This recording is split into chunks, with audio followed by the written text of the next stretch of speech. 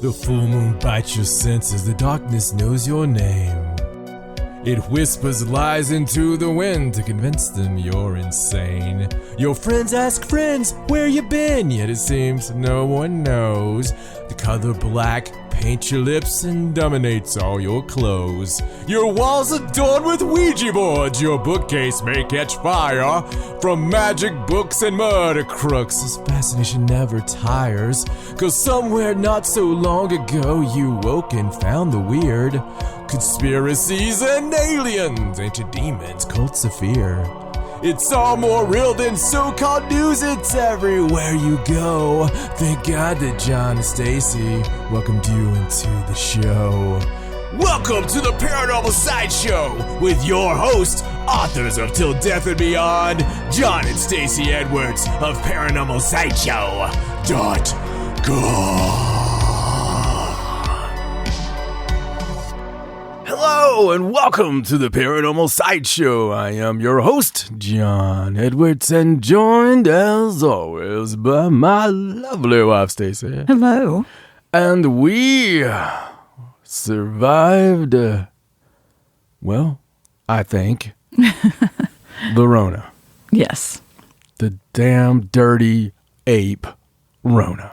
It was bad. The Corona Jonah. Mm-hmm. It was bad. It was nasty.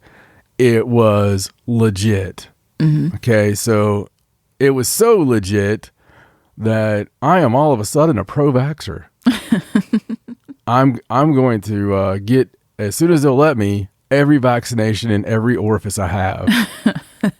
I'm going to see if they'll let me freebase it on the streets of New Orleans, if there is a New Orleans. Oh, that's so bad. I know. At time of recording, yeah, we are waiting patiently on one of the weirdest hurricanes in a very long time. Our prayers, our thoughts, just before airtime, we were actually watching the latest off some of the New Orleans stations. Just watching this terrible, terrible storm. I hope that the models are not correct. I hope that the models are inaccurate, that it's not going to be a Cat 4 when it hits and hit with the right side of that going right through New Orleans. Because, you know, what happened with Katrina. I know they've built it up a lot since then, and it's supposedly not the same stuff, but it's going to go over the levees. It's a 15-foot storm surge, just a really, really bad recipe for destruction and the worst place you could possibly hit. I mean, truly. So again, our thoughts and prayers are with, I mean, it's going to be bad regardless. It is. So I don't have to worry about, you know, it all of a sudden going down to a tropical fart, because boy, wouldn't that be weird? It would be. If it just all of a sudden it's happened. Died. It's happened. It's, you know, it's called Hawaii. The height of vacation time in Hawaii. No, I tell you, man, this is the kind of stuff you just hate to see. And especially I think of the shut-ins. Think of the people in the hospitals that have to stay. We have so many family members that are nurses. And, you know, we know that those crazy individuals would stay. Right. You know, both of the ones we're thinking of. Because they're both just that kind of nurses, just good stuff. But listen, with that aside, I do have to be serious for a moment and talk about this coronavirus. Talk about COVID.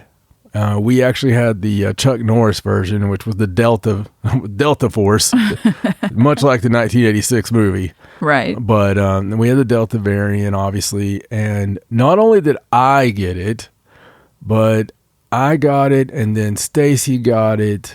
Wavy Girl got it. Kyler got it. Raja got it. Ariana got it. Damn near think the cat got it. He did sneeze quite a bit. He did sneeze a lot. Yeah. But it didn't go away in the time it was supposed to go away. If you can hear my voice, you can also tell it's not completely gone. No, there are lingering effects. During my hello, I learned that it's not the same. No. So it will come back around. There definitely lingering effects. There's a lot of tiredness. There's a lot of lethargy. It is not a good thing, guys. I mean, and we all know that. And we've not seen it to this level especially in the area we live in.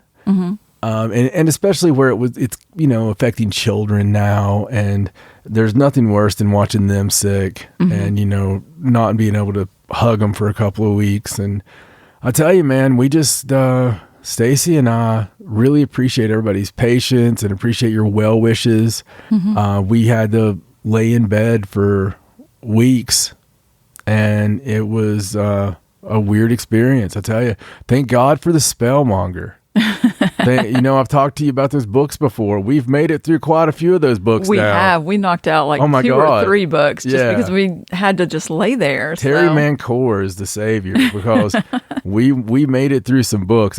Honestly, I close my eyes and I can see the whole place, man. I can see everything. So really, you guys need to partake in spellmonger books on audiobooks because just a lot of fun there. But it's real, guys. It's legit, and I never want to go through it again, ever. So hopefully I don't, and I hope none of you have to face it again if you've already faced it. And if you haven't faced it, I really hope that you never have to, because we had unique experiences, I will say that, during our bouts with it.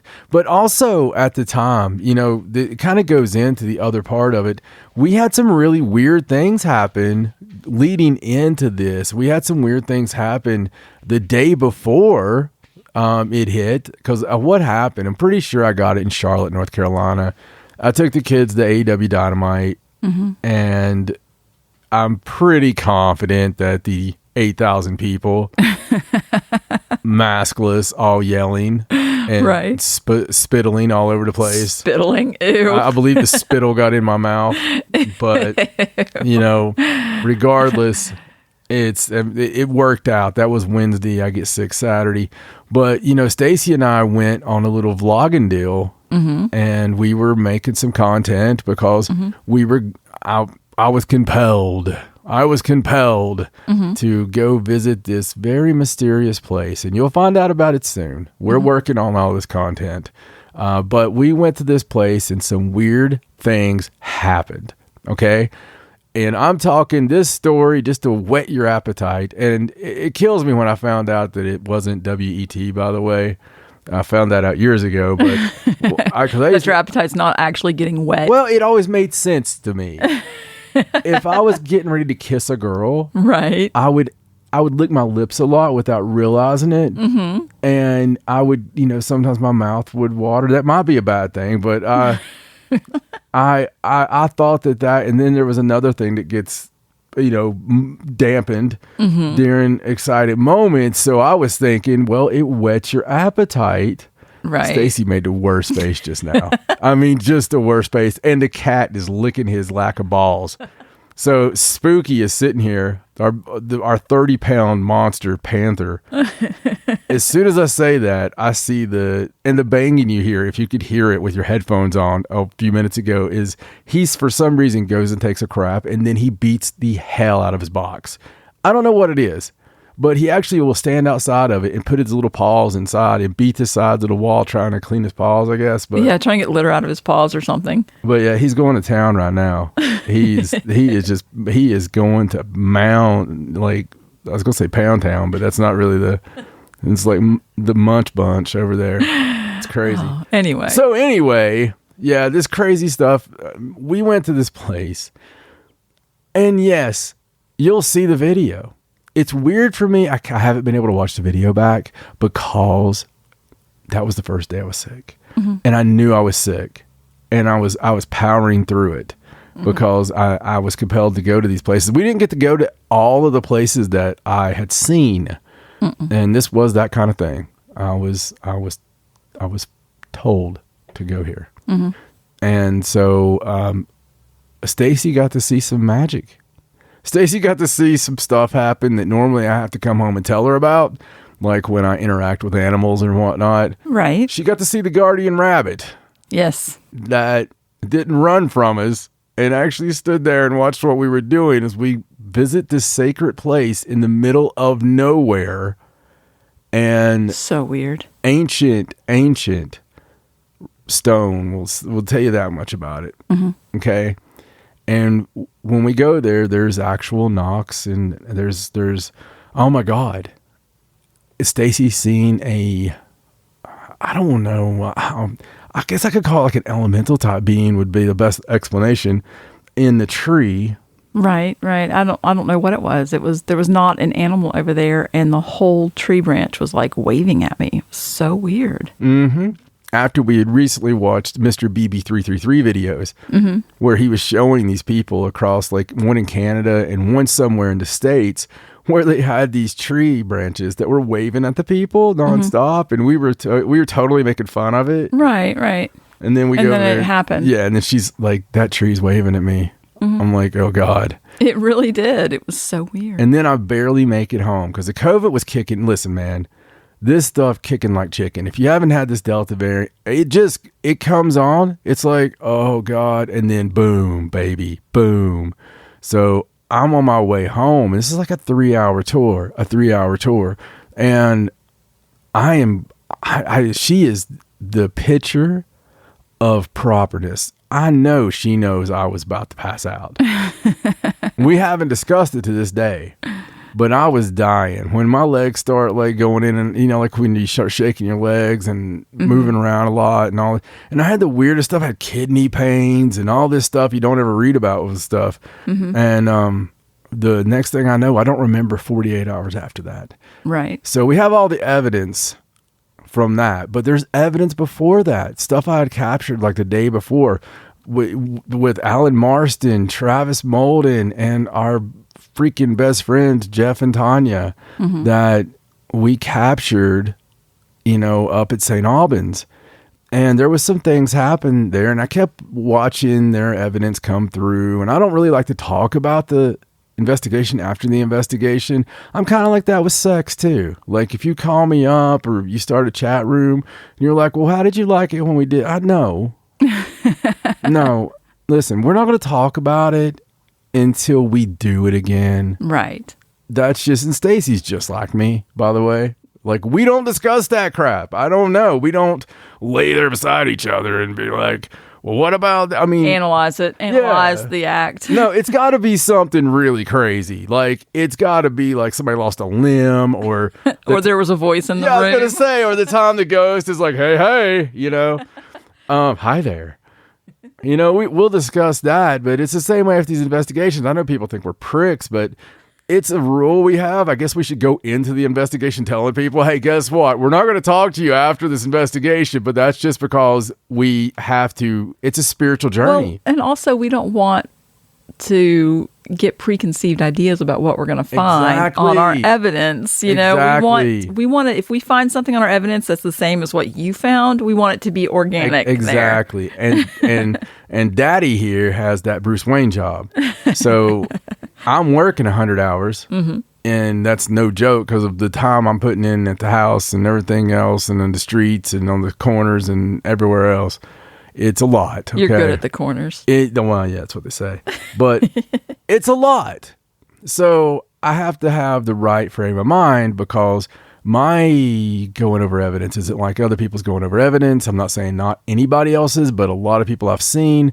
I can't just jump right in and do 2 minutes. I have to go in and really envelop the place in my soul. It's a spiritual journey for me, the whole thing. The investigation is remembering the investigation, taking notes as I do this. Like my investigation review, I have a notebook that I actually make all kinds of little notes about the story that's unfolding.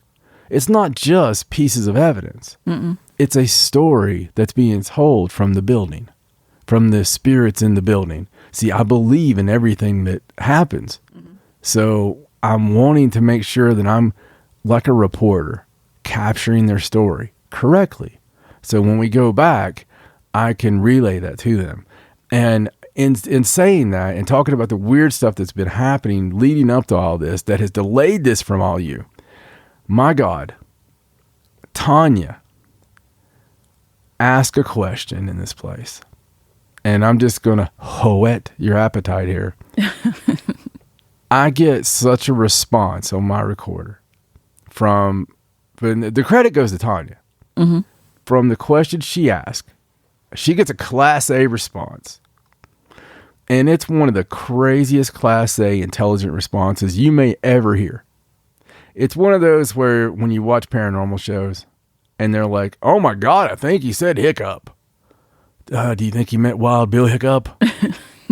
I believe he might have, because we're in a Napoleonic place. You know, like nothing makes sense. Like they're really trying to tie it together there. It gets forced in there like a weird college date you barely know. And it's just not right. So this isn't like that. Okay, this totally fits. It's creepy as hell. Creepy AF. And it's one of those things that I heard it. Now, there's a lot of great stuff I'd found already, but I played that one for Stacey's like, oh God. Yeah. No, that's good. Had you told them about that yet? I haven't. I've told them what I just told you. Oh, okay. Okay. I told them I wouldn't tell them anything else until they heard it on the show. I just didn't know if they knew about that but yet. no fear. It's a special show. Yeah. Okay, so both things we're talking about are going to be a special show. The show is going to be telling the story, because there's more than that, folks. Remember the trip that we had up to the place in Pennsylvania that we didn't... the non-Pennsylvania trip. That didn't happen correctly, and we went to the wrong direction, and we couldn't explain how we got there or why we got there, really, because it's not really on the way to anywhere to go to Point Pleasant, right? Mm-hmm. And we had never watched the Mothman Chronicles. Never, ever had we watched them. So while we got COVID, we're like, well, why don't we watch that damn movie now? Yeah, the Mothman Prophecies. Sorry. Yeah. The Mothman Prophecies. Yeah, we decided to rent it because we'd never seen it. We'd always talked about watching it. Never seen it. And when we went to the museum, they had all the things from the movie. They're like, all the props and all the memorabilia and stuff. We talked about on here. Yeah, and so we were like, well, let's just go ahead and watch it. And so we rented it and got all comfortable and started watching it. And it was so weird because in the movie, for those of you who haven't seen the movie, in the movie, Richard Gere's character ends up in Point Pleasant, West Virginia, and has no idea how he got there. Yeah, it makes no sense. And, the time was wrong. It wasn't going the place he was going. It was exactly... It's like the complete opposite direction. It was very, very weird because it was so close to what happened with us that where the full story never really got told with ours because it was just so strange. So we changed it around a little bit just to make it not as strange because it was just, sometimes our stuff is just so weird. I mean, sometimes the stuff that happens to us is just so weird that it's like, maybe we just keep that one ourselves. But the funny thing is, all of this together, really starts telling a story.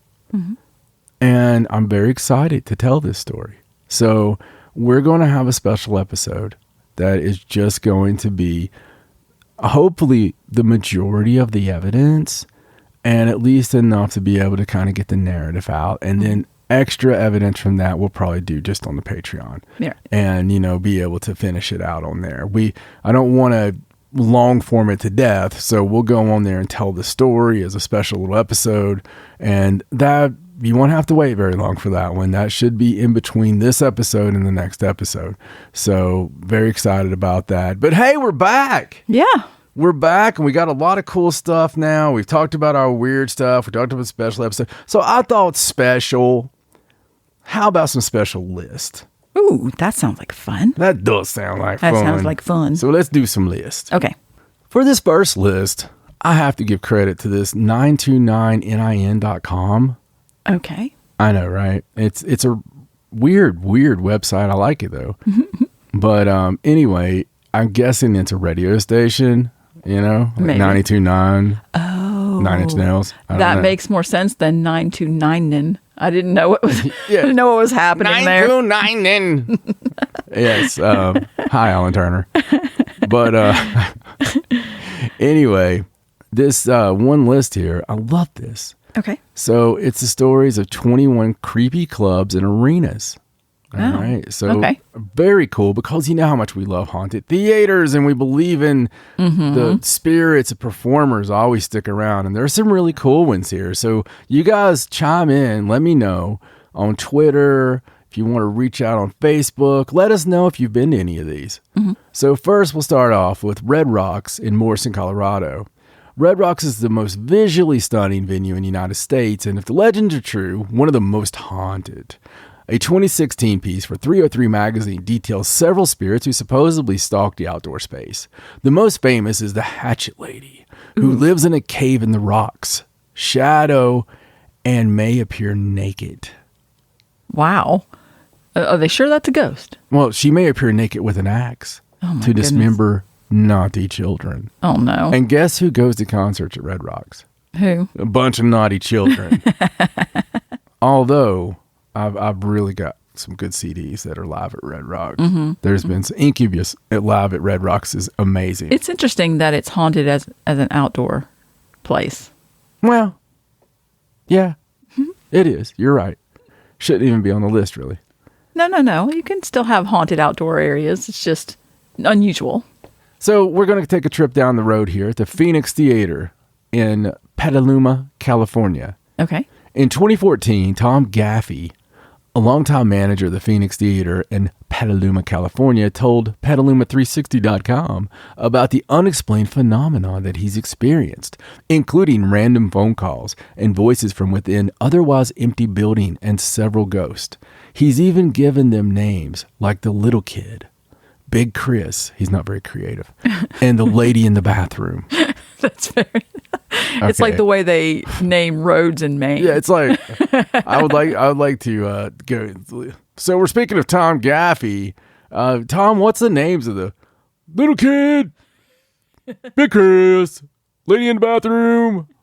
So Gaffey's not the only one to have seen the ghost. They've been verified by psychics and other paranormal experts, and a security guard for GWAR. Yes, that's right, Virginia's own GWAR. I love that GWAR made this damn article. Who asked, "Who's that little kid back there in the exit?" In the middle of the show, the guard walked out after no one could find the boy. Anyway, love GWAR. So let's move on quickly. Okay. Everybody's like, I forgot how inappropriate John was. So let's move on to the Congress Theater in Chicago. I know this one. Oh, I've heard of this one. Prior to its closing in 2013, Chicago's Congress Theater, where ZZ Top recorded their episode of VH1 Storytellers that 3 people seen, was rumored to be haunted. IllinoisHauntedHouses.com notes that a woman's apparition and shadowy figures have been seen, and people have heard disembodied footsteps and eerie noises. Pretty normal for a place like that. One of the most beautiful places ever. Another place I've seen some amazing concerts from, including Duran Duran, Royal Albert Hall in London. Oh, that place has got to be haunted.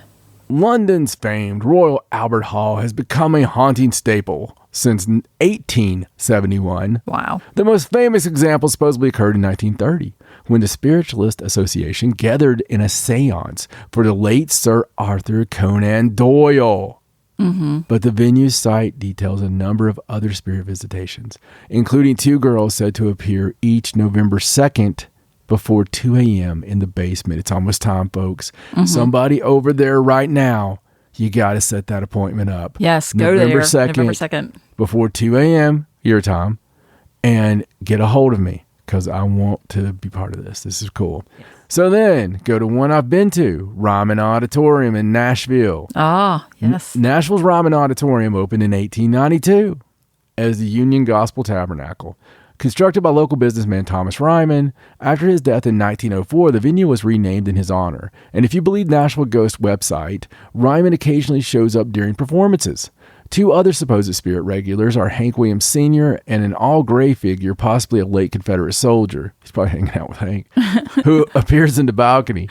It's enough ghostly backstory to make haunted tours a Ryman staple. That place is very haunted. Yes. Then we're going to go to First Avenue in Minneapolis. A vision of a blonde woman in a green coat hanging from a noose has been spotted in the fifth stall of the ladies' room at First Avenue, the Minneapolis club made famous by Prince in his Purple Rain movie. According to KARE 11, that's like a station, guys, KARE 11, the legend stems from the venue's previous existence as a bus station. A woman killed herself in the bathroom after learning that her boyfriend was killed in World War II. Wow, that's very graphic. Purple Rain's a great movie. Need to watch it. The Indiana Farmers Coliseum in Indianapolis. A propane explosion during a performance of Holiday on Ice. Oh, God. Oh, my God. Nah, dude, I didn't mean to just... That's awful. It is awful. That was a gasp of horror that it I was. letting You out. were just, overcome with emotion. Jesus Christ. A propane explosion during a performance of Holiday on Ice on Halloween 1963 at the Fairgrounds Coliseum, as it was known at the time, in Indianapolis. Oh my God. Killed more than 70 people. Oh my goodness. And the horrors of the tragedy are believed to be the reason for it being haunted, you think? Yeah, no kidding. In her book, Ghost Hunter's Guide in Indianapolis, someone I will never get an interview with now, Lori Sankowski and her friend felt very warm, even though the temperature inside was 67 degrees. Wait, isn't that kind of warm, like depending on what you're wearing? For you it is. And they heard clicks that stopped when they called out. On top of that, they discovered a red orb in the spot where a woman's figure had occasionally been spotted. Not particularly scary experience, really, but let's move on quickly to the House of Blues in Chicago. Ah, okay. According to Time Out Chicago, a gruesome murder took place, again, imagine that, in the House of Blues, current building back in 1972 when it operated as a cinema. Adding to the creepiness, many locals have reported seeing the ghost of a dead little girl in the venue. Though retired police officer and author of Chicago's Haunt Detective, Ray Johnson, told the Chicago Tribune that some may be confusing that location with the adjacent Hotel Chicago. Just like a Detective Ray, huh? Right. Nah, you got the wrong place. Avalon in Hollywood. This regal space opened as the Hollywood Playhouse in 1927, evolving over the years to host theatrical performances, radio broadcasts, TV performances, nightclub partying, and ultimately orgies from the elite, because it's in Hollywood. According That's just a given. According to the California Haunted Houses site, its regular haunts include a spirit who likes to play the piano. I like to play the piano. Oh my God. Oh, I say we are grand, aren't we? Oh, no more buttered scones for me, mate. I'm off to play the grand piano. Pardon me while I fly my aeroplane. You are grand, aren't you? Oh, a ghostly woman. It's probably ghastly if that guy. There's a ghostly woman who wears perfume and a man wearing a tuxedo. Can you believe he's wearing a tuxedo? He is fancy. He probably rented it. So then we're going to go to the Agora Theater in Cleveland, another that I'm familiar with. According to the Plain Dealer, it's believed that a yellow apparition hangs out backstage. That's not a very nice thing to say. At the Cleveland Rock Club, the Agora's current location, the third building in the city to use the name, had previously been a home for opera, vaudeville, and Yiddish theater since its opening in 1913. That Yiddish, that was quite the rage. The La Petite Theater de Vieux in New Orleans. New Orleans has an entire segment of tourism devoted to its spooky side. I was trying to get the cat to look at me. So it's fitting that one of its venues is believed to be haunted. According to GhostCityStories.com, Le Petit Theater, or it would be maybe Théâtre, since it's French there, located in the heart of the French Quarter, was built in 1797 and is inhabited by several specters, including its former manager, a bride and an actress, all of whom who died at the theater, as well as a nun, a composer. What a weird, eclectic group. I know. It's like they just all sort of, it's like a movie, a horror movie where everybody got invited. Exactly. And then there were... Yeah. I think if you just have a building in the French Quarter, it's automatically haunted. It will be in a couple days. Composer Louis Moreau Gottschalk, servants and Union soldiers who took over the building during the Civil War. Cincinnati, what are you shaking your head about? It's just so many weird people all together. Oh, I know. It's very crazy. It's very crazy. Cincinnati Music Hall in Cincinnati. This place is so freaking cool looking for a music hall. Oh, wow. It's just like Cincinnati Death Hall. The Classical Performances Hall was constructed in 1878 over a pauper's grave. Always a good credential. Oh, there you go. The site previously included exposition buildings, and locals noted supernatural occurrences on the property even back then. The weirdest and strangest noises would occur at intervals all night. A night watchman told Cincinnati Commercial around that time, per Cincinnati Magazine. Rappings on the ceiling, that's always sucks. Yo, yo, yo, get me down. Under the floor, on the doors. I feel like I'm reading Bears in the Night. In the windows, up the tree. Under the bridge. Safe in bed. The sound of stealthy, wasn't particularly stealthy, were they? You could hear it, yeah. The sound of stealthy footfalls behind me. So a footfall that's stealthy as compared to a footstep. A footstep would be a... Right. A footfall is when you're trying not to let somebody know you're listening, and you put your heel down and you kind of let the weight go down and hope it doesn't creak. Right. You know, and then it does creak. You just don't move. You look like a statue all of a sudden. And you wait to see if anybody noticed. Yeah. I think it's funny that they built that place on a pauper's graveyard and then were surprised that there's activity. Like, what were they thinking? Like, oh, they're paupers. They can't afford to haunt the building. They had the it's exposition fine. buildings that were haunted, and they're like, well, they'll be gone. Hey, ghost, you're being evicted. So, attach yourself to a brick. We're going to use the brick again. Attach yourself to a brick. So, or of Lord Trampling. Oh, no, of loud tramping before me. Good God. It's the COVID. The crash of heavy timbers thrown from the ceiling. What the hell? Of glass dashed up on the floor, of heavy bodies being dragged over the planking. These never ceased except during exposition time. Numerous excavations, they must have loved the exposition. I guess so. Numerous excavations have unearthed coffins and human remains, including in 1988, 207 pounds of bones were found. Oh my God.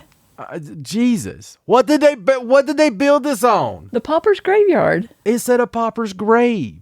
Oh, I thought it was How big was the pauper? I thought it was a whole cemetery. No, it said a pauper's grave. Oh, I thought you said a whole like graveyard. Maybe it was a big like mass grave, like a big pit. Obviously it was if they found that many bones. Yeah. Something happened there.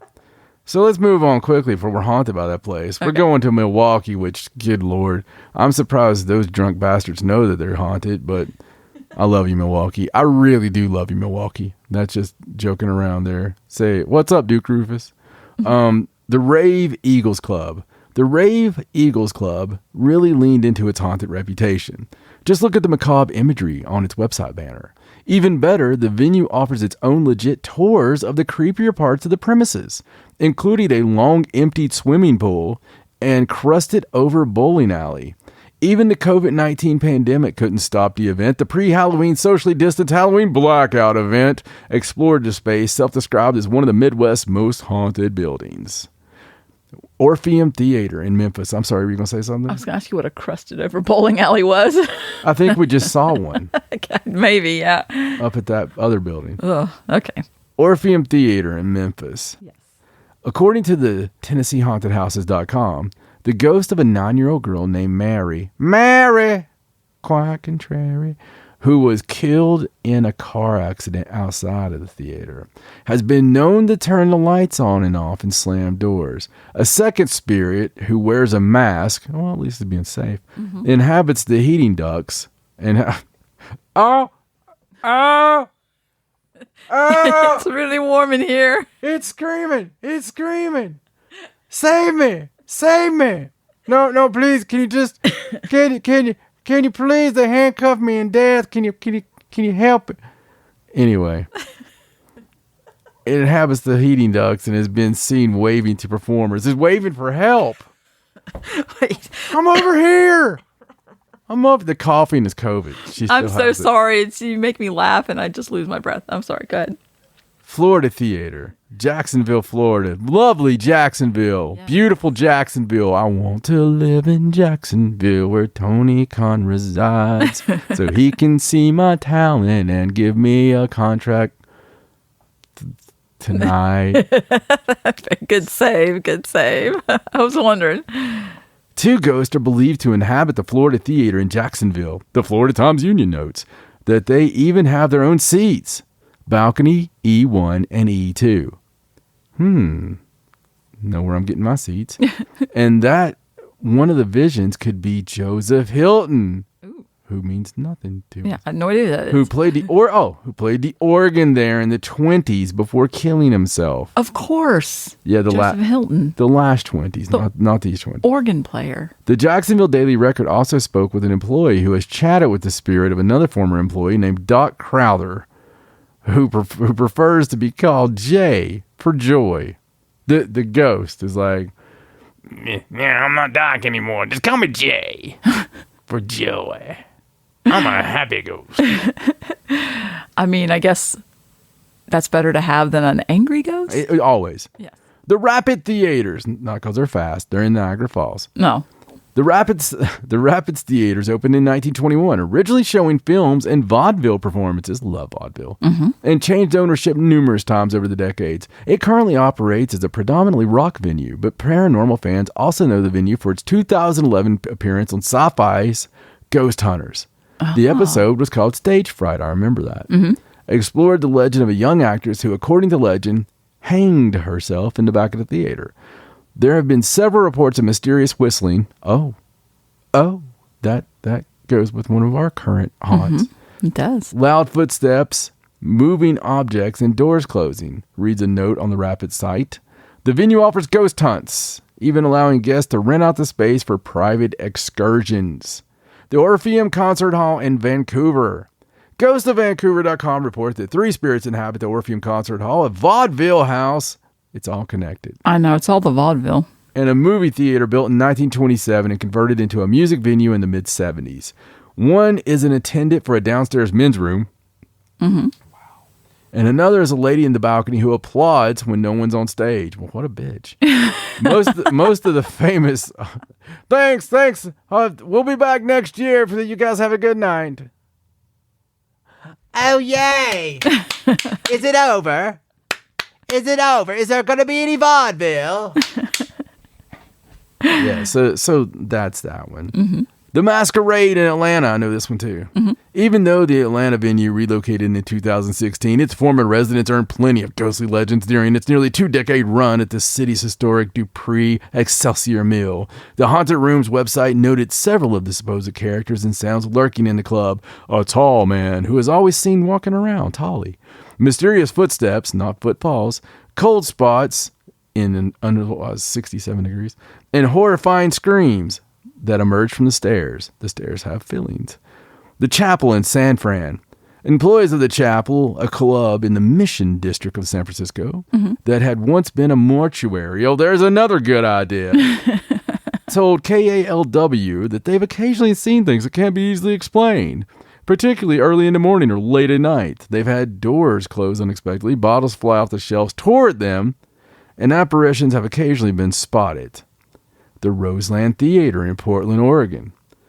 In 2008, Alt Weekly, the Portland Mercury, published a retrospective naming the Roseland Theater as the best haunted venue of 1988. We should have talked to our friend up there in the Seattle area about that. A nod to the club's grisly history, but the actual bloodshed occurred in 1990, back when the venue was named Starry Night, with 2 R's there, correct? Following a failed counterfeit ticket scam, owner Larry Hurwitz was involved in a murder of an employee inside the space. And we're going to end this on a humdinger. Okay. Bobby Mackey's in Wilder, Kentucky. Oh, wow. That made the list, huh? Come for the ghost, stay for the music has become a motto for Bobby Mackey's, a small country music honky-tonk located 15 or so minutes from Cincinnati. The site originally featured a slaughterhouse and meatpacking facility in the mid-1800s and a well, which still exists in the building's lowest section. It was used to contain animal waste and blood. According to Travel Channel's show Ghost Adventures, who explored the venue. Researchers believe satanic cults used the well for secret meetings. Some believe the well is a portal to hell. According to Dark Intrigue, a 22-year-old woman was murdered in 1896 with her headless corpse found around 2 miles away. At first, I didn't like it. I was afraid it would make people run away from the business and music, owner Bobby Mackey told Cincinnati.com in 2019, but instead it's brought interested people here. I think that's really crazy. Like, do you think that people that did like dark magic used the whole slaughterhouse blood well, sort of like people use churches for holy water? Mm-hmm. They're like, we need some blood. Let's just head over to the slaughterhouse and dip it out of the well. I say they drop some dead people in there too. Maybe there's a lot of spirits of like cows and pigs. I mean, nothing gets wilder than Kentucky. So. I'm going to do another little list here. Oh, okay. This little list staying on the haunted theme. Okay. Going to talk about one of our favorite things to talk about. Haunted celebrities. Ooh, okay. Or celebrities who experience hauntings and talk about them. Oh, yes. It's always interesting. Yes. Gwen Stefani. Mm-hmm. During an interview with guest host Dua Lipa on Jimmy Kimmel Live, Gwen Stefani revealed that while she hasn't seen a ghost herself, one of her sons apparently encountered a ghoul during a stay at the Langham Hotel in London. We didn't know about what they say about it being haunted there, Stefani explained. And then you look it up, and there are stories about it. He saw this guy in a curtain. He was only 2 when he told me. Hopefully it was a one-time encounter, and the ghost doesn't holler back. Oh, that's terrible. It was. I really like this next one, though. Okay. Machine Gun Kelly. Oh, okay. 2 weeks after Machine Gun Kelly's father passed away in early July of 2020, the rapper claimed that he received a missed call from him, and he posted a screenshot on his Instagram to prove it. I've been looking for a sign, haven't slept right since, he wrote. My girl said spirits communicate through electromagnetic waves because moving physical objects is harder, he added, seemingly referring to his girlfriend, Megan Fox. Mm-hmm.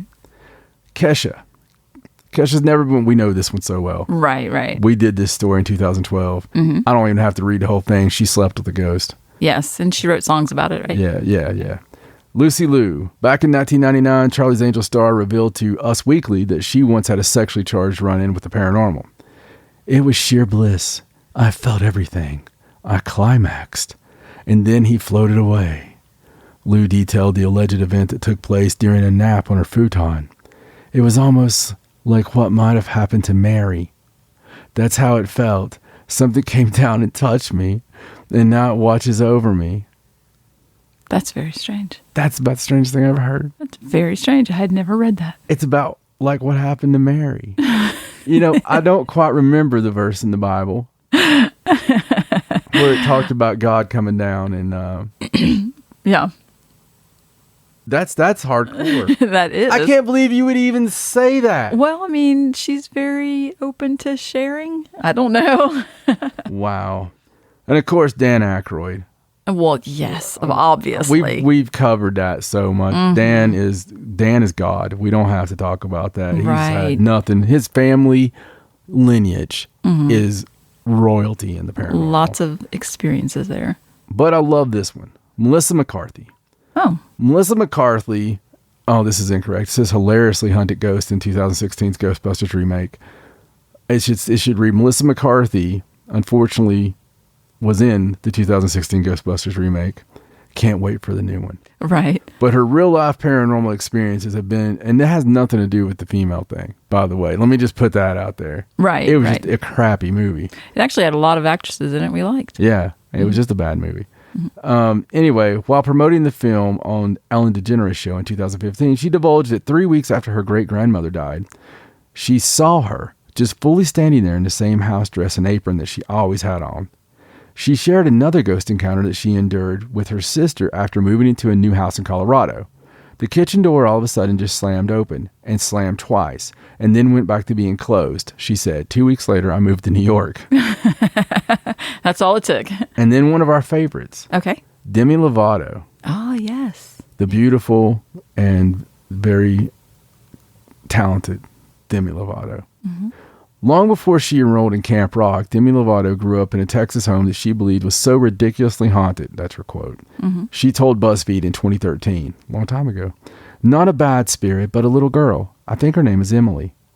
She said, I had a medium come over and ghost hunters, and they told me the same thing, Emily. Lovato recalled Emily mysteriously operating technology and moving objects in her childhood home. But rather than let it scare her, the I Love Me singer felt the experiences provided her with a strong connection to those who have passed. When you're sensitive to energy, you can tell if something is off or happening, she explained. Everyone can be open to it if they open their mind. Mm-hmm. It's very true. Yeah, she's right there. She has expanded on that as well. Yes, she has. Mm-hmm. Ariana Grande. Ariana Grande has always had an interest in ghosts, but she learned to leave them alone after an eerie experience she told Complex about in 2013. While in Kansas City with some friends, I remember this too, the Seven Ring singer visited a haunted castle and encountered what she believes was a demon. Mm-hmm. A demon. Oh, yes. I remember us talking about that. Mm-hmm. I felt this sick, overwhelming feeling of negativity over the whole car, and it smelled like sulfur, which is a sign of a demon or John having gas. And there was a fly in the car randomly, which is another sign of a demon or the window being down, she detailed. Grande took a photo of the scene of the three faces she described as textbook demons, but deleted it after feeling like the spirits were following her and her friends. Well, she captured their souls on the phone. You can't do that. No. Next, Charlie XCX, who did a song with Duran Duran, by the way. While Charlie XCX was creating the music that would eventually become 2014's Sucker album, she encountered a ghost in her unusual studio space, an abandoned and allegedly haunted hotel in Stockholm, Sweden.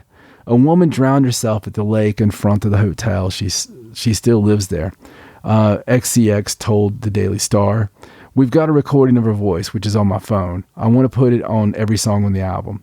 There's been no update to the story, so whether the ghost provided backing vocals on Break the Rules is to be determined." That's really crazy. So she knowingly recorded in a haunted location. Yeah, absolutely. That's pretty cool. I don't know this next lady, but I'm sure you do. Mm-hmm. Nikki Blonsky. For many years, the Twitter bio of Nikki Blonsky, yes, from the movie Hairspray, read the following. Actress, singer, dancer, public speaker, paranormal investigator. While it's unclear how much experience she has at the latter industry, she may have encountered some paranormal activity in her own home, according to a 2018 tweet.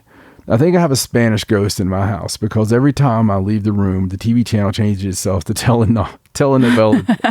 Blonsky, who appeared in a 2019 film titled Ghost in the Graveyard, wrote, "Well, hey, we all have our guilty pleasures. I guess ghosts do too." They do. Yeah, they do. As long as the ghost is cool, they can watch their telenovelas when I'm not home. That's cool. Taylor Swift. Mm-hmm. Taylor Swift filmed most of the writing process of 2017's Reputation album on camera. And while writing Gorgeous, she caught something spooky in action. Midway through the video, she can be seen writing the song's first verse. It appears as though an automatic screen lowers in front of her window.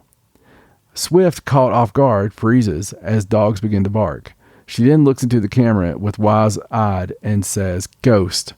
Maybe if the Cardigan singer wasn't so secretive about her new music, Ghost wouldn't be trying to spy on her.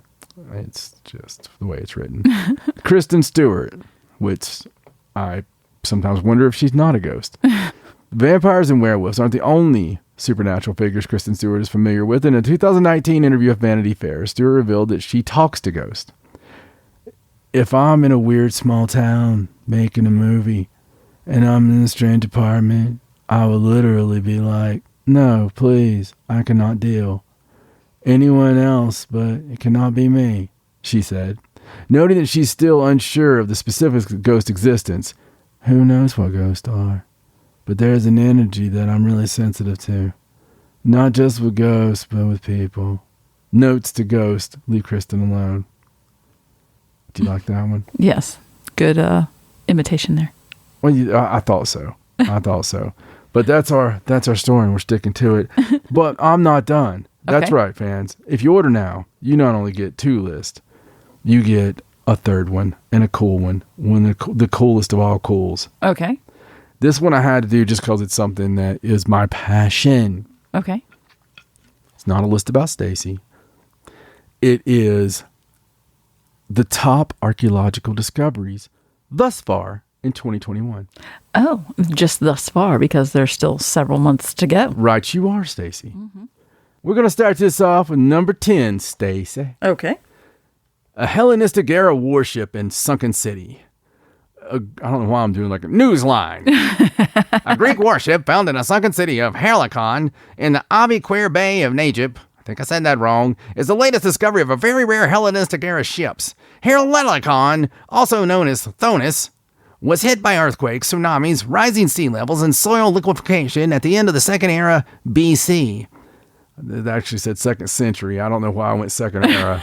I have no idea. The ship was docking near the city of Amun, or Ammon, when the entire city collapsed, burying it under debris.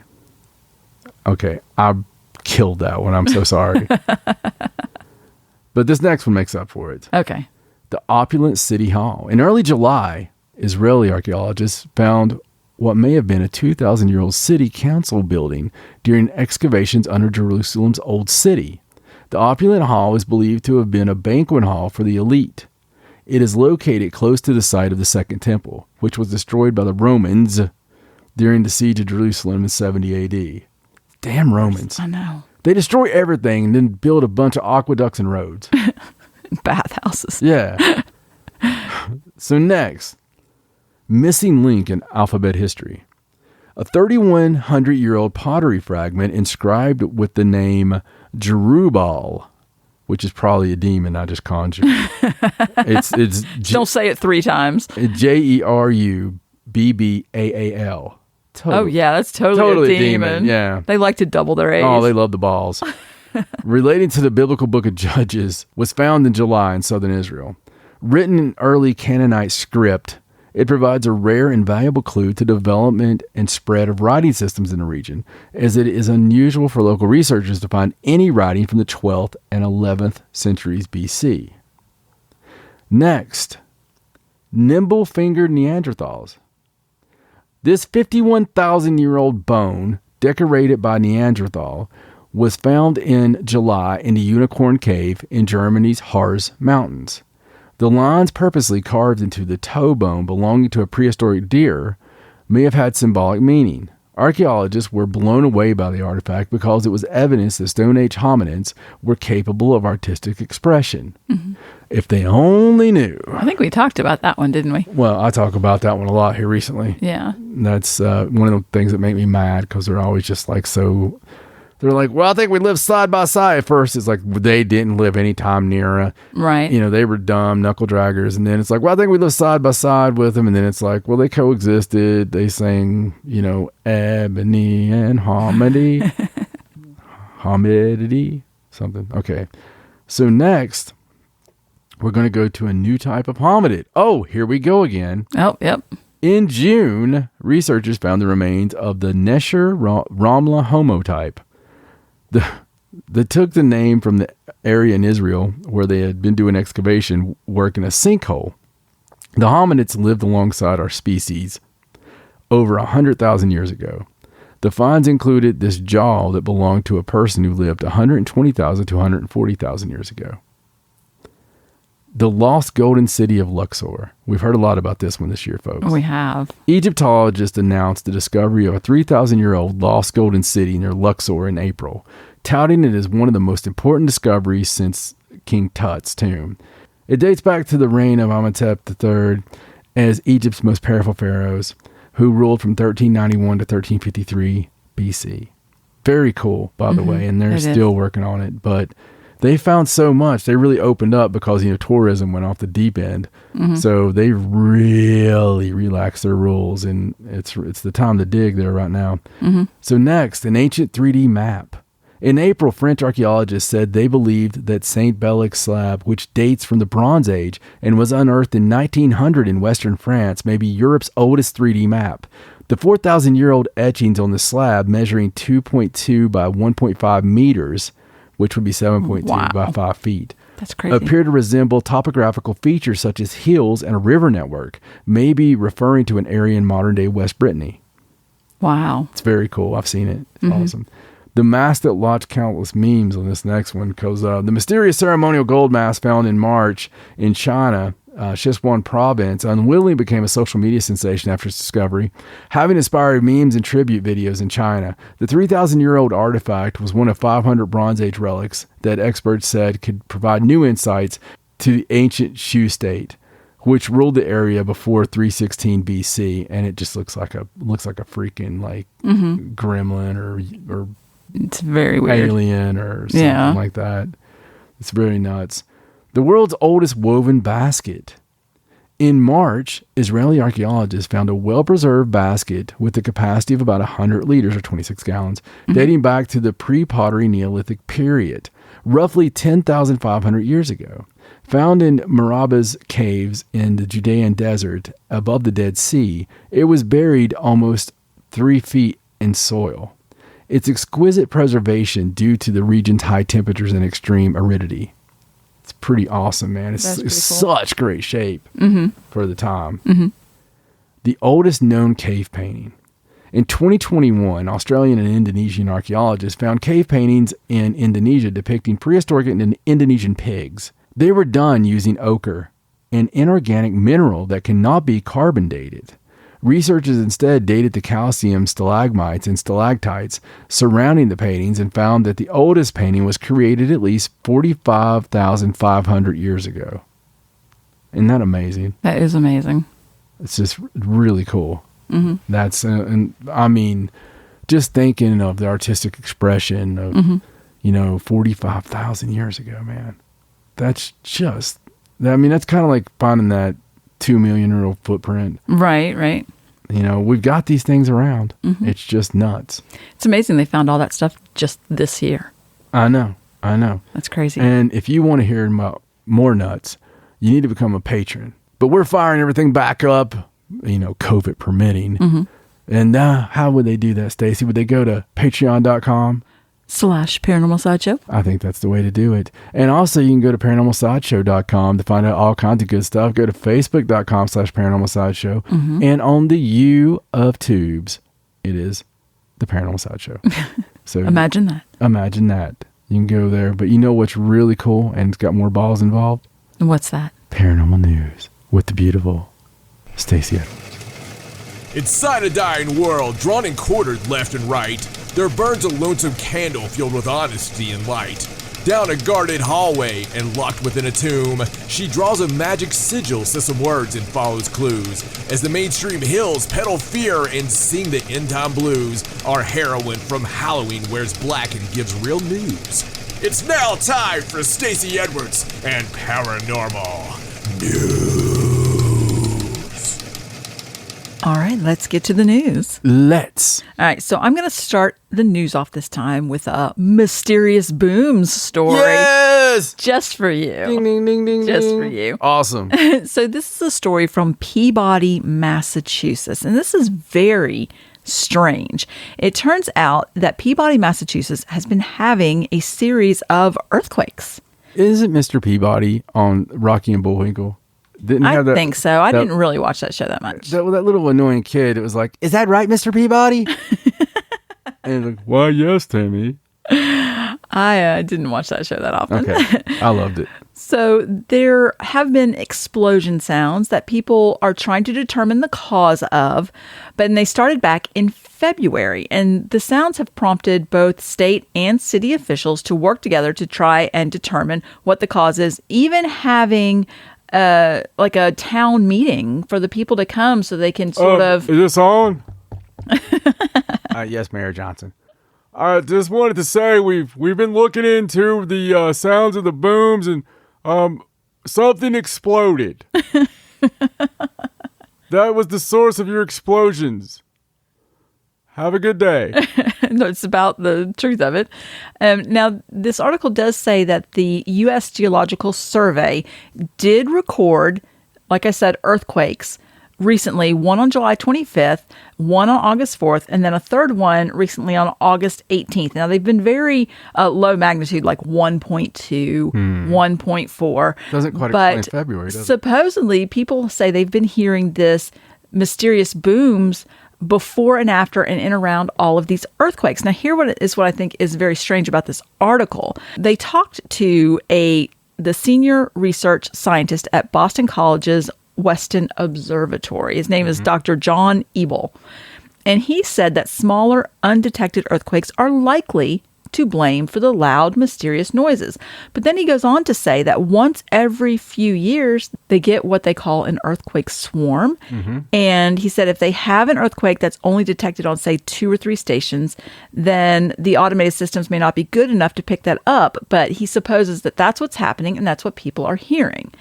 So, I mean, that's an explanation. But my question is if this happens once every few years, shouldn't people be hearing the mysterious booms once every few years? Mr. Tiller down there at the general store, he said, don't worry about it, Sally, because it happens once every few years. Right. But it seems like this is the first time that everybody's been sort of worried about hearing the booms. Because it's happening in a neighborhood. It's happening there in Peabody. It's happening in a very specific area. It's been happening since February. Not only are they experiencing these mysterious booms, but there's this eerie sound before and after the boom. So it's causing homes to shake. Yeah. It's and then you only have 2 little 1 point whatever, which you probably have all the time, and you know you're not going to feel a 1.0. I mean, unless the depth would matter and stuff, but it's not going to be the way that this is happening. This is the big explosion sounds. So I mean, obviously, you guys are going to die soon. I mean, well, you know where Peabody, Massachusetts is, don't you? I mean, obviously, right over top the reptiles in the middle of the earth. It's like it bumps right up against Salem, Massachusetts. No, well, it's like right there. I'm just telling you, the reptilians are almost to the surface. Don't go near any caves. Stay away from wells. It's, hey, we had a sinkhole on our street. We did. And they filled it in somehow and covered it up and expect us to just drive right over that piece of patchwork. You talk about a portal to hell. I'm pulling home, and I'd been gone for a few days, and the girls were here, and I pull in, and there's a dam in front of my mailbox. There's just this giant freaking hole, and you don't see the bottom of it. Doesn't look like there's that much street there either. That kind of bothered me. Right. And it's just like, I guess all the soil underneath of it must have just fell somewhere, but it was black as far as I could see, and now all of a sudden it looks like there's a bunch of sawdust down there. And there's just like this patch of pavement over top of it. Everything's fine. It's scary because where we live, there are caverns everywhere. So any piece of road can fall in at any time. Yeah, it's a very cavernous area. It is. And we've been told since we were kids. I mean, that's always been the thing. If we ever had a big earthquake, whole goddamn state would fall in. Something's going to fall in the ground. Yeah. You know? All right. Well, let's move on to a UFO sighting. So this is a story about 2 planes that report a bright green UFO swooping through the clouds over Canada. The plane. So this happened on the night. The UFO. Boss. The UFO. Damn it, Tattoo. It's a UAP. Get your tail the Corinthian leather. Sorry, boss. Of course it has the Corinthian leather. So on the night of July 30th, 2 planes, one being a Royal Dutch Airlines flight that was traveling between Boston to Amsterdam, and one was a Canadian military plane that was flying between CFB Trenton, which is a base in Ontario, to Cologne, Germany. Right. So both of these planes spotted a mysterious green, what they're calling UFO, UAP, and said it streaked by them and went into the clouds and vanished, just disappeared. Wow. And the object did not impact the operations of either flight, but according to the reports, supposedly the military plane swerved to either avoid it or to get a better look at it. They weren't sure, but on the surveillance data, the military plane swerved when the object was in the area. So it's a very interesting sighting. Now, they do claim that it was the first day of the meteor shower, the Perseid meteor shower. And so that does make it a possibility. Or that two pilots. Would have been. One being a military pilot. A meteor. And then the fact that it went in the clouds and disappeared. Yeah. But they did say that it could have possibly sneaky been a meteor. But there was a Canadian aviation report done about the incident, and it was just very strange, especially the fact that the military plane made such a maneuver when it happened. So very cool. It really is cool, especially having the double siding like that. Yeah. Now, the problem with it is it happened over Canada, and in Canada, they don't track their UFO sightings like that. They apologize to them. They don't keep like a record or investigate or anything like that. They don't not tell you, though. Like, they're like, oh, yeah, we saw something. We're not going to look into it, but there it was. We'd like to apologize about that. We're just not going to look into it. Well, on the same note, this next story is about how senators in the United States are looking to continue the government-led research into strange UFO/UAP sightings. Well, hell yeah. Now, some provisions that were included in the Intelligence Authorization Act for fiscal 2022, which the Senate Select Committee on Intelligence, they recently passed it via a unanimous bipartisan vote, directs members of the intelligence community to further explore unidentified aerial phenomena, or, the modern term for UFOs. And they said that it would build on efforts led by the Defense Department's UAP Task Force. The bill basically mandates that the Defense Secretary and National Intelligence Director has to require each element of the intelligence community and the Department of Defense with data relating to unidentified aerial phenomena to make such data available immediately to the Unidentified Aerial Phenomena Task Force and to the National Air and Space Intelligence Center. So it's basically saying all your departments have to make any of these reports available. Like, they can't just hold them back. And it would expand the task force and Air Force data and information collection regarding such incidents, and would also direct quarterly reports to Congress on the unfolding efforts. So basically what they did this last time, but just as an ongoing effort with quarterly reports. Yeah. And all the departments have to be forthcoming. Yeah, but with their information. They'll be like, national security, we had to omit this part and not tell you this part. Right, or they just won't tell them that they had. They're just not going to tell them. Yeah. I mean, we just got done listening to the interview with the former police officer that worked with George Knapp with the whole Bob Lazar thing, right? Back in the 80s. And he's just now coming forward. Very interesting interview. You guys need to go to mysterywire.com and listen to this. It's 4 parts, but it's fantastic. Yeah. And he's talking about they're both talking about all the people that visited, all the stuff they did to Bob, you might, the one lady that was going to say something, she was like a court register or scribe, and she was privy to some amazing things. But they told her, you might not want to. Desert's a big place, right? You might lose a kid out there. Very veiled threats. It's not very veiled. I said you might lose a kid out there. I guess. I guess that's not terribly veiled, is it? No, it's not particularly veiled. It's basically insinuated. Right. Yeah. So. Yeah, it is a very interesting interview, though. Yeah, a lot of his stuff is really amazing. It really is. The guy's just he's a pro journalist anyway. I mean, he's really got some great stuff, great credentials. Right.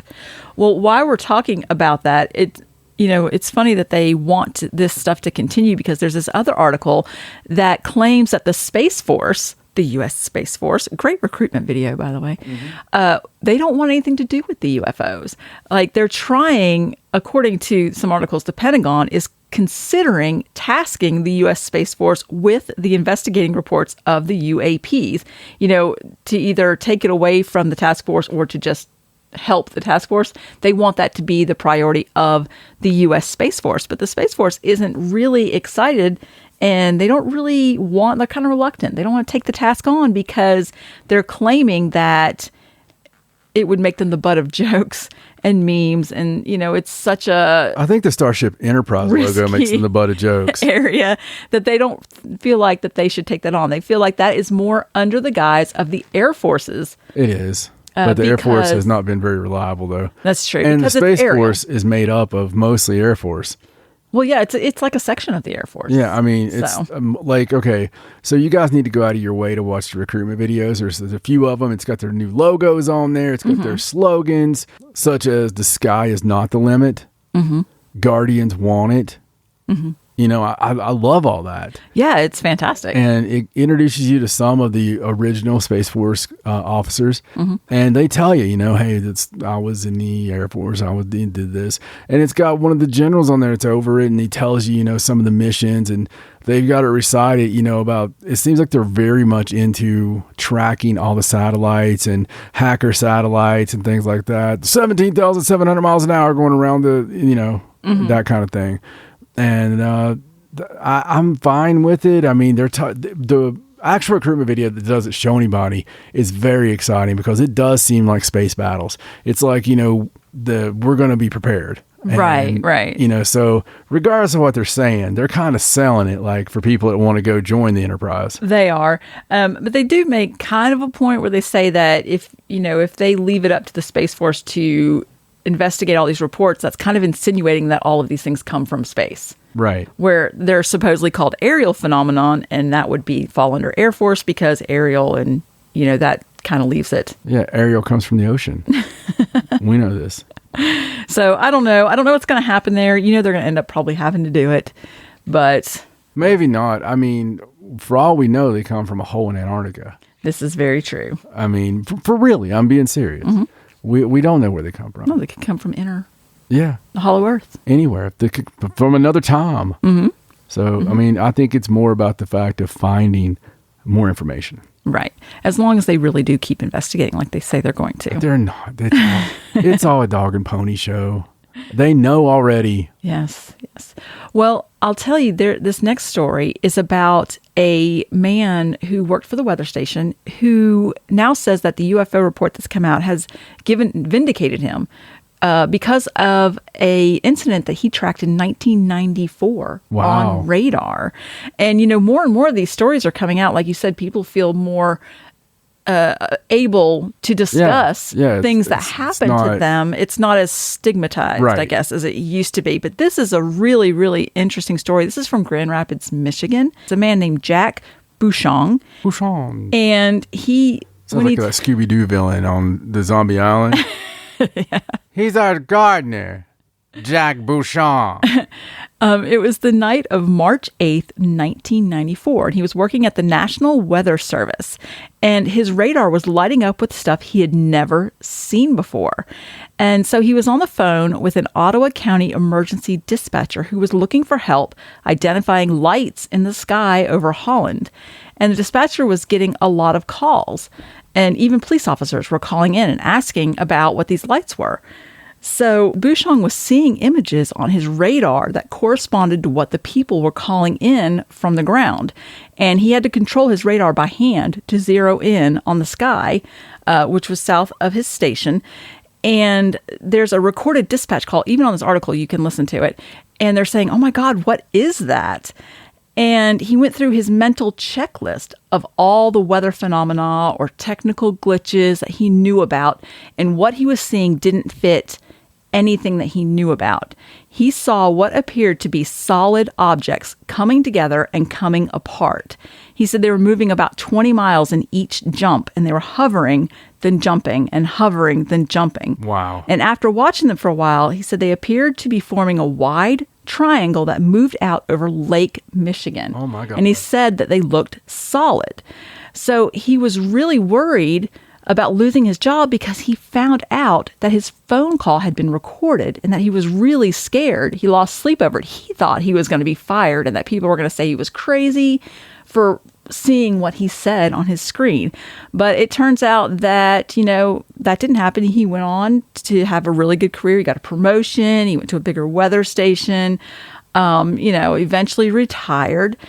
And he said that the National Weather Service treated him well, even though some people criticized him and dismissed what he saw. But he did keep his mouth shut about it. He didn't spread the story or try to, talk to news stations or anything like that. And he felt really weird about it. And he just decided not to talk about it. And he never did until now. And he said now he feels more vindicated because of all of these things that have been coming out about what people are seeing, he doesn't feel as bad about saying what he saw. Right. And then, like you said, there's a lot of that right now. And just like that officer that I was telling you about with the Lazar incident, all these years we've wanted people to corroborate all that. And now people can come out. I mean, before, I understand. I mean, you've got a career, you've got a family. There's things you can't do. I mean, trust me, there's things I'd like to say now on a daily basis that, about just feelings on certain things. You got to kind of toe that company line. And if your company line is about radar, you don't want to, talk about something form a triangle. But how interesting is that? Because of the fact that Stacey and I study UFO videos daily, just basically anything that's been reported or uploaded, we probably watch 4 or 5 a day. And there's that many folks, there's probably more than that, but we see that many a day that are from daily, just people. And some of them, you can explain, but there's a lot of them that's just beyond belief. Yeah. Now, this particular sighting in 1994, this article talks about another lady, her name's Holly Graves, and her family. And they were among some of the people that called 911 when they were watching the lights. And she said they were like Christmas lights and they were just slowly rotating. And she was watching them from her front yard. And that the incident at the time got a lot of media attention. And, they wanted to talk to her. And she said some people were interested, but a lot of people were hurtful. And she had to even keep her kids out of school for a while because of what people were saying. And it was very hurtful for her kids. And she said that sometimes even people got nasty. They would accuse them of being in the backyard smoking weed and doing drugs when their kids were there, and that they didn't really see what they said. And even her children, who are now adults, won't even talk about it, even though they saw it. They won't talk about it. If there had been social media then? I know. That would have been awful. And it was that bad then. And people are such, man, I get so sick of people. It takes so much bravery to speak up on anything. This is why it's so hard for whistleblowers. It's so hard for people to tell, just tell the truth and tell what you've seen. Don't fear what these haters are going to say, because you know what? Haters are going to hate. That's right. If they're not hating on that, they're going to hate your happiness. The fact that you have kids and a family, in a house, in a yard. They're just going to hate on you. People hate on everything. We know all about that being in paranormal. Oh, yeah. Nobody ever believes what you say. And we don't give 2 sticks a damn. That's right. Well, let's go on to this next story. And this is a story from Mystery Wire. We were just talking about Mystery Wire and how cool the website is and great stories. But this is about a retired intelligence official who claims to know where an alien base is hidden in the Mojave deserts. Oh, wow. Yes. So recently, there was an announcement done by a woman whose name is Angelina Lynn Johnston. She held a news conference in front of the Lincoln Memorial in Washington, D.C. And she goes by the alias Anjali. And she claims that somewhere deep in the Mojave Desert in the southwest of the United States is a hidden base inside a mountain where extraterrestrials live. She said that she is going to be bringing an astronaut and scientists to the secret base to meet with the higher beings. She claims that she met them on January 21st, 2018. Now, she's claiming that she's going to do this. There's not a date for this particular event yet, but she says it will happen before the end of this year. So Mystery Wire is following her plans, and they claim that if it does take place, they're going to report on the event. So in front of this small gathering of people, when she was making this, press conference, news conference, she told her story of meeting 2 strangers who showed her the tunnels to the base. And she said that it was there that she met 2 aliens of different races who communicated with her through her consciousness. Wow. So now if you go to Mystery Wire, supposedly this news conference was streamed live online, and they do have it. You can watch it. And she is a retired intelligence official, so that's insane. She would have been in a position to have met extraterrestrials. That's really insane. It is. I hope she gets to do her little event. Yeah. I don't know, because she was so vocal about it, if that's something that's going to happen. Well, sometimes being vocal is a good thing. That's true. That's true. They tell you not to say anything, but once you say something, if something happens to you, then people are going to be like, oh, I wonder what happened to so-and-so. Yeah. That's really cool, though. It is. It is. I hope there is a follow-up on that. I do, too. Well, we'll just have to watch Mystery Wire and see. All right, so let's go on to some discoveries. And the first one is about some Cambridge researchers who identified a new class of exoplanets called the Hysian Planets. And they're saying that much like Earth, these planets are covered in oceans. Now, this particular article that I got here is basically focusing on how scientists may find life on these Earth-like planets that are covered in oceans, and they're predicting that this is going to be within the next few years. Yeah, well, I get that because there was a report that came out.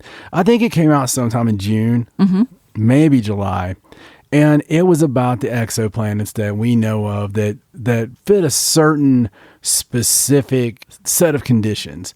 And those were the ones that they said, possibly right now there's 29 exoplanets monitoring Earth. And those conditions they made a lot of sense. It was ones that were specifically in an area where they would see the Earth pass in front of the sun. So you would get that just like we monitor things. And also in a wave where you would see and pick up eventually our radio waves. So there was a lot of things there for them to be able to, if there was an intelligent group there that could be monitoring, they would definitely be seeing our activity. And so that there was 29 of those because, outside of our galaxy, the exoplanets, there haven't been that many found that fit the description, that are in that Goldilocks zone type thing. But, so they're adding to that list, which is amazing. Just amazing. And that's also kind of spooky.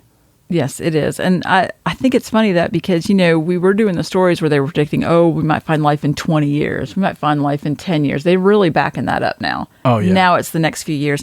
But this new class of exoplanets, the Hysians, they say that they're further categorized as either dark or cold, but some of them are bigger and hotter than Earth. So, and like I said, lots of water on them. Lots of hydrogen, definitely good prospects. And they feel like they could be plentiful throughout space. And you're right. They don't say this stuff. It's like a good book. They foreshadow. Right. And I think that we've noticed it before. They always put these little stories out, or they'll publish something in Nature magazine or something.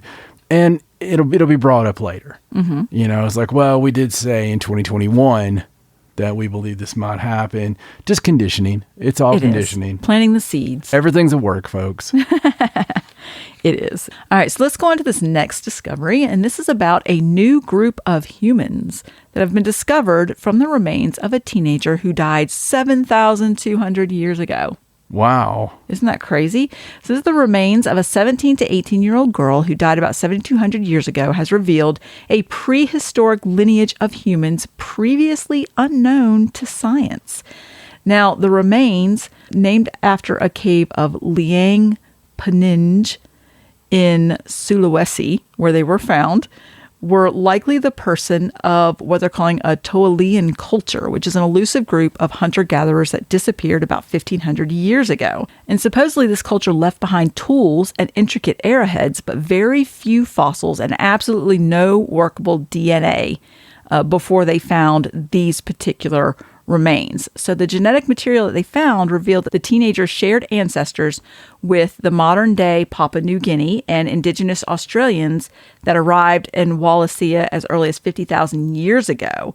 But the DNA also revealed genes that didn't fit with any other known population. And that suggests that a distinct group previously unknown to science must have emerged from Asia earlier than previously thought. So here you are, people and DNA and things that they had no idea existed. And I didn't know you had that story, but I was talking earlier. We keep finding all these hominid groups, and then they did things like us and blah, blah, blah, blah, blah. But that goes back to, they said before, well, we didn't think there was a this and we didn't think there was a that. And just like the race of giants, just like the race of hobbit-like creatures all over the planet. Right. Just watch the whole thing on that, and then you go back to nothing was ever smart enough to make tools or anything but us. And there's the oldest stone tools. You know how old the oldest stone tools that they have found date to. When's that? 3.3 million years ago. That's ridiculous. 3.3 million years ago. And I've done this before, but for new listeners, I just want to say, think for a second, okay? Think back to history class. What do we know from, 2,000 years ago, other than what we believe on faith? Right. It's very little. Okay. It's very little. And we got some great writings with the Romans were wonderful record keepers. The Greeks have quite a bit. I get that, but you're still just talking a couple thousand years, man. You're talking maybe 2,500, until you get the, Pictionary with our glyphs and stuff. So, I mean, it's when you go to a couple of thousand to 3.3 million, that's just ridiculous. Not 10,000, not 20,000, not 50,000, not 100,000 or 500,000 or even a million, 3.3 million. And they're stone tools. Okay. It's just insanity. It is. It's total insanity. I saw this story. I didn't bring it to the show, but it was kind of along the same lines. There's they found some Clovis artifacts. Yeah. Far enough north, I want to say Michigan, but I'm not sure. But far enough north where they assumed that there wouldn't be any because there's supposed to be ice there. Right. But they've found these, and that means there couldn't have been ice there when they thought it was there. It's just like when they did the DNA on the Paracas skulls in Peru, and they found out it was nothing like they thought. Like it was a lot of traveling had occurred and all this stuff. I don't. It's never. There's so many certainties, and it kills me because when they have a discovery, I was watching one earlier today, and it's just like, well, now we know that wasn't the, come on, help me out. It was the goose feather quill, right? No, the paintbrush. Oh, yes. So a Chinese paintbrush. Okay. And they were like, this was supposedly, the paintbrush was created by, this guy. And now we know that the first paintbrush was 1,000 years earlier. Right. Well, no, you don't know that. There was a paintbrush that was used to paint 1,000 years earlier. Yeah, but there could have been one before You don't know that was the first one. That's right. That's what pisses me off. Just the oldest one you've ever found. Yes, that's the way we should always say it. Because we don't know. We don't know. You're right. What's the chances? What's the damn chances that you found the first anything? That's true. You know what I mean? It's a big world. And we just happen to be digging under this one rock in this one corner of this God-forbidden place. And you find this little brush, and you're like, I found the first one. First one ever made. I can just see them all. It's numbered 1, so it has to be. Yeah, it's like one of one. But it's like they're all around this field, and I just see him pulling up, first toothbrush, Chase variant, I mean, it's just.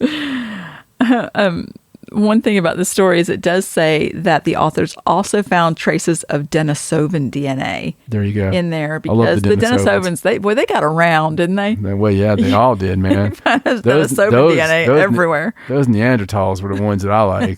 Those babies are knocking boots all over. They're like Vikings. They just spread their seed all over. Well, you hear it all the time. Like you can do all kinds of, I can point you to 3 stories right now I can think of where they go, apparently the Neanderthals shared a cave. I'm like, I bet they did. Those hominid women are like, ooh, Neanderthal. Ooka boogoo. Ooka boogoo indeed. You're not looking at that Neanderthal thing, are you? Oh, be open, honey. They say those Neanderthals carry bigger clubs. Be progressive. Be progressive. Oh, all right. Shall we move on? We shall. Okay. So just a little note I wanted to put in here about the mysterious cattle mutilations in Oregon. Again. Still happening. Just wanted to update everyone. Places you don't want to live if you're a cow. They're supposedly investigating more recent mysterious deaths and mutilations. And this time it's 2 bulls whose carcasses were found this past summer, one in Harney County and one in Wheeler County. Now, were they missing their penises? I believe it's very similar to the others: nose, tongue, left cheek, ear, eye, reproductive organs, and part of its tail removed with clean cuts. And they're really not giving a lot of information about these particular mutilations. I believe all they said was they found it. It had been a few days. It was already decomposing a bit, so they couldn't do their necropsy. Yeah. To it, but it is very strange, and it's enough like the other mutilations that they're sort of correlating it into the same thing. And they did say that they want people, if anybody has the information, of course, come forward, but they're not going to say where their investigation is because they don't want to, quote, tip off the people that are doing it about what they know. Well, it's the state. Right. There you go. Listen, I'm just going to propose this. Okay. Mm-hmm. So we've had years of cattle mutilations in that area. Mm-hmm. How much would it cost to stick a tracker up every one of those cows' asses? Right. You know what I'm saying? Like, just stick something. As much as those cows cost, by God, put a GoPro on it, every single one of them. Yeah, I mean, just stick a... There's not very expensive. I'd put a GoPro on their schlong. That way you would at least see where it goes. I mean, then you would know, what's happening to them. Like you could see them like getting busted, like a episode of Cops. They go down to take it out, and they're like, even if you just put it on, like, not even all your cows, just some of them. I mean, no, all the cows. All of them. That way, it would either not happen or we would see it. Right. So you're either gonna see what happened to that one cow, or another cow is gonna catch what happens to that cow. Yeah. I mean, you would think. But yeah, the most recent one happened this month, so it's definitely still going on, and they still have absolutely, of course, not, no idea. Or they do, and we don't. Right. I like how they're like, we're not going to tell you where we are in the investigation. That's the equivalent of saying, I'm not going to tell you the answer. I want you to tell me the answer so I can see that you're right. Yeah. That's what they're saying. That's ridiculous. All right, so let's go on and talk about some haunted locations. Some interesting stories. Yes. So this first one is an article about how the Playboy Mansion is haunted. Ooh. According to Hugh Hefner's ex-girlfriends. Yeah. Yeah. Oh, plural. Yeah. I mean, it's Hugh, maybe. So former Playboy models Holly Madison and Bridget Marquardt, who are both ex-girlfriends of the founder Hugh Hefner, believe that the Playboy Mansion is haunted. Now, Madison and Marquardt were guests on an episode of Ghost Adventures. Madison was more than that. She dated Zach. And they talked about their spooky encounters in the mansion. But there was also an article in Nylon magazine that published an interview story detailing the two models' experiences while living with Hefner in the 2000s. And they put that article out on the day that the episode aired. So it was like one wasn't given away for the other. It was like a group effort there. Yeah. But Marquardt talked about how you definitely felt the nostalgia and the old energy, and that she had little things happen. Right. She said that sometimes the TV channels or the volume would randomly change. And she said one time she had seen a woman standing in the doorway of her closet looking into her room. Isn't that creepy? It is. And she said she gasped and turned for a better view, only to find out that the woman had disappeared. She said that she was very pale and very thin, had long black stringy hair. That doesn't sound like Playboy Mansion. And that she was wearing a white t-shirt that was too big on her and black acid washy type jeans. So sounds like a meth head. She said that Playboy Mansion, you'd she imagine, was more like, of a modern day kind of spirit. Be like she had blonde hair and big eyes, and she had on a jersey, no pants. She had a pillow though. She looked like she wanted to hit me with it. Now, Madison, who lived in the mansion as Hefner's girlfriend from 2001 to 2008, also had her share of paranormal experiences. She said while she was in the basement gym, she reportedly saw a woman coming out of the bathroom and then crossing in front of her and out of her line of vision. And she said the woman looked kind of modern, wore like a hot pink sports bra paired with some black workout pants. And she thought that maybe she was a playmate doing photo tests. So she walked around the corner to check where the woman had gone and saw another door. So thinking that she might have come that way, she opened it, but it was just a closet. Like there was nowhere for her to have come from. So she realized that the woman just practically vanished and there was nowhere to go. So, it was pretty interesting. It says in the article that the ghosts of Playboy Mansion were also featured on a show called The Girls Next Door in season 1, episode 10, in which Marquardt hired a paranormal investigator and a medium to do like a seance in the mansion. And they supposedly found high levels of paranormal energy. Well, the kind of parties that happen there. Oh, yeah. They've had people there that have open doors. I mean, it's Hollywood, baby. It is. I mean, it's just the way it is. I mean, every place has a door open there. So. Yes. So very interesting. Definitely go read the article, watch the episode. I'm sure you'll get all kinds of cool stories. Madison dated Zach, and I don't keep up with stuff like that normally. I just happen to know that little bit. I don't think they're dating now. I don't actually know. Yeah. So the next story is about another haunted location, the haunted Ealing House, where people feel the urge to jump off the roof. Ooh. This is such an interesting story. So this story is about a man named Andrew Greene. Now, he is a pretty well-known paranormal investigator. He's an author. He wrote several books. But this story talks about how towards the end of the Second World War, when he was a young boy, he came across an abandoned house in West London. Now, this wasn't an abnormal sight considering the time, but he was struck by what was a strange tower coming out of the top of the building. Like it was a building that had this strange tower coming out of the top. Now, the house was located at number 16 Montpelier Road. So he decided to visit with his dad, who was a council housing officer, and they were checking out the location. And when he was a young boy, he was visiting, and he claimed that he was going up to the tower. And as he climbed the rungs of the ladder up to the top of the tower, he felt something, quote, gripping him and helping him ascend the ladder. And as he looked out over the roofs of the West London, he said that he heard a voice in his head telling him to walk over the parapet into the garden, that it was fine. It was only 12 inches down to the lawn. You won't hurt yourself. And he, as the voice continued, he walked past all these bricks that had these strange symbols carved into them. And he was honestly ready to jump, and his father grabbed him. Oh my God. At the last minute, keeping him from jumping. And that experience sparked his interest in the paranormal. Of course, why wouldn't it? And after some research, he found out that the house had actually been the site of 20 suicides in 60 years.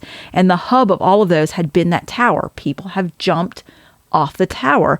One death was that of a 12-year-old girl named Anne Hinchfield, who had leapt to her death in 1887.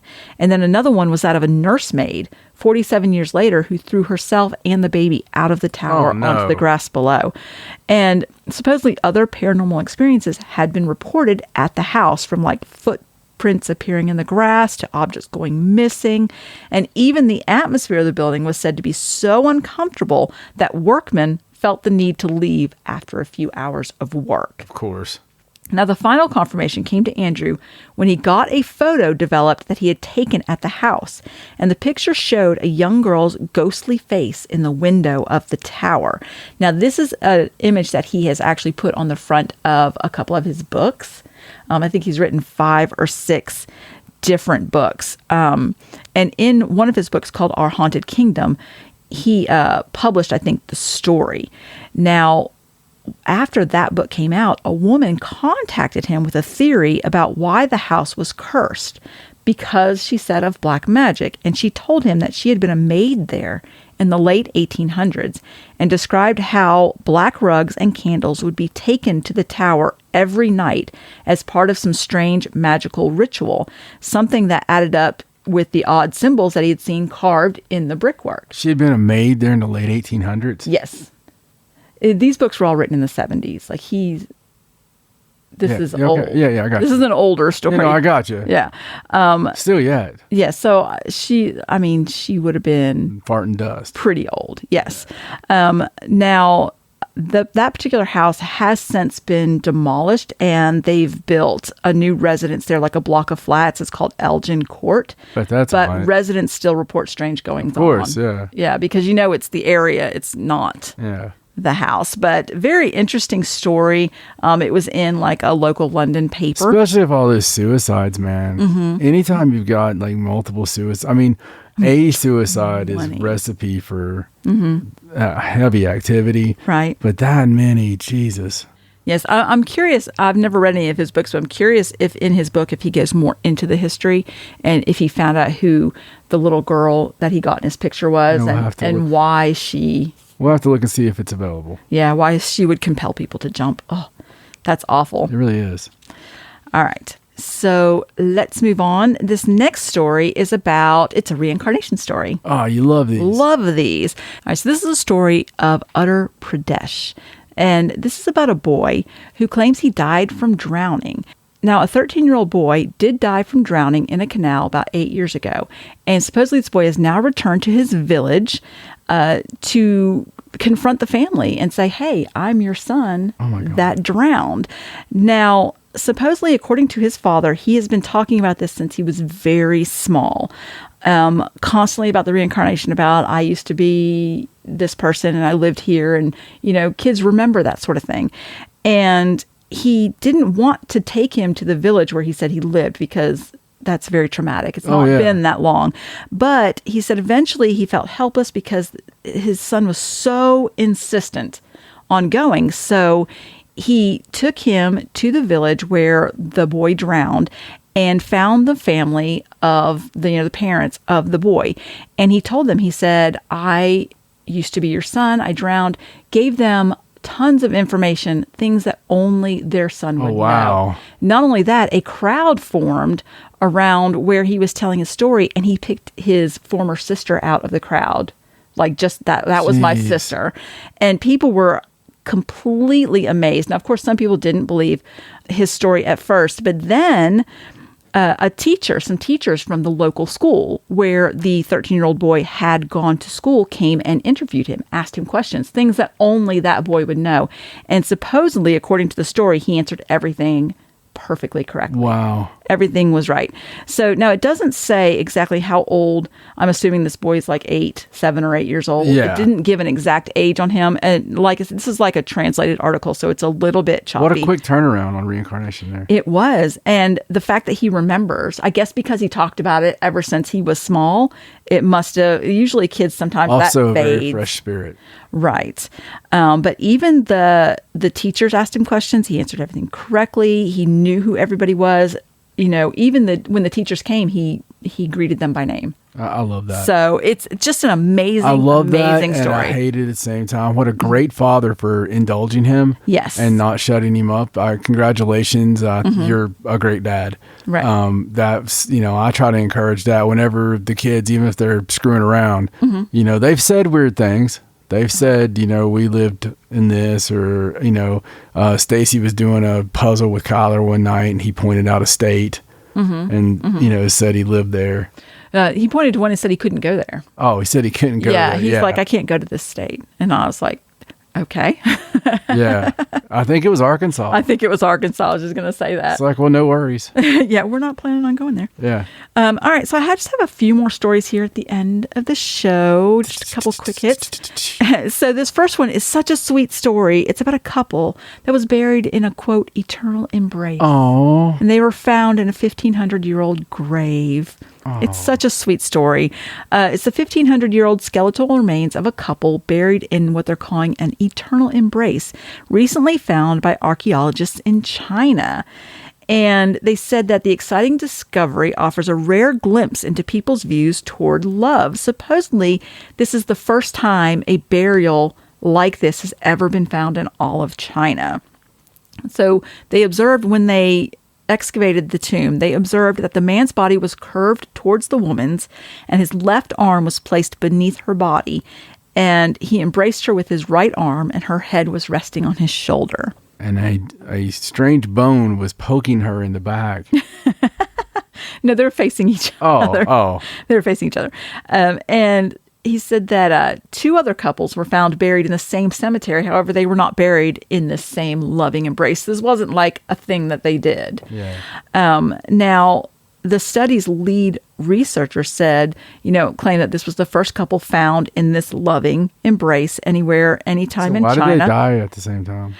Well, they aren't sure about that. They said they don't know. Because it's gonna go from sweet to creepy if she had been dead like 4 years longer. Right.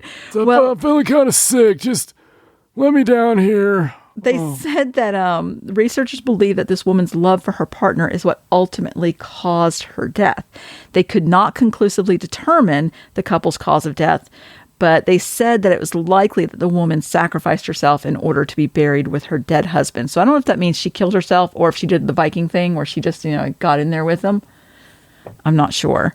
Which would you prefer? It said that death by suicide for love was socially accepted in China during that time period. They've got strange. Well, I would prefer to already be dead before I was buried. You got to think a lot of your culture totally buy the reincarnation without doubt.